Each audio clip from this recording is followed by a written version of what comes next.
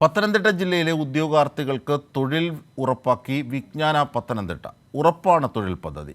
Ranni cent Thomas കോളേജിൽ നടന്ന mega job ഫെയറിൽ പങ്കെടുത്ത 207 പേർക്ക് ജോലി ലഭിച്ചു. തോമസ് ഐസക് തിരുവല്ലയിൽ നടത്തിയ മൈഗ്രേഷൻ കോൺക്ലേവിൻ്റെ തുടർച്ചയായാണ് തൊഴിൽദാന പദ്ധതി.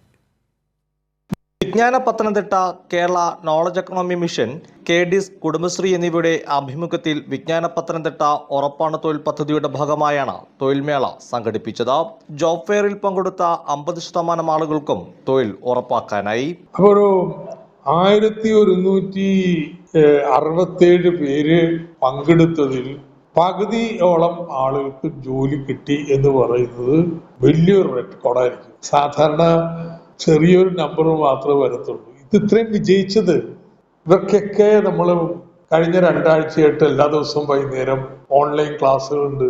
ഇന്റർവ്യൂ സംബന്ധിച്ചും എല്ലാം അവർക്ക് ജോയിൻ ചെയ്ത് കേൾക്കാമായിരുന്നു. ഇനി ഓൺലൈൻ പറ്റില്ല, നേരിട്ട് വേണോ, അവർക്കും ക്ലാസ്സുകൾ കൊടുത്തിട്ടുണ്ട്. പരാജയപ്പെട്ട ഉദ്യോഗാർത്ഥികൾക്കും തുടർന്നും പരിശീലനം നൽകും. ഇപ്പോ ജോലി കിട്ടാത്ത 500 പേരിൽ വന്നിട്ട് അവർക്ക് ഇതിൽ ഏതിലാ കുഴപ്പം എന്ന് ഇന്റർവ്യൂ ബോർഡ് ഷീറ്റ് ഫില്ല് ചെയ്ത് തരുന്നുണ്ട്.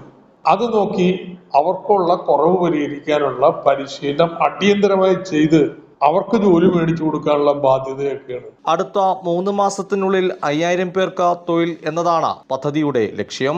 ഇതിനായുള്ള മാർഗരേഖ തോമസ് ഐസക്കിന്റെ നേതൃത്വത്തിൽ തയ്യാറാക്കി കഴിഞ്ഞു. നിലവിൽ 1000 പേർക്ക് തൊഴിൽ എന്ന ലക്ഷ്യം പദ്ധതി ഇതിനോടകം തന്നെ കൈവരിച്ചു കഴിഞ്ഞു.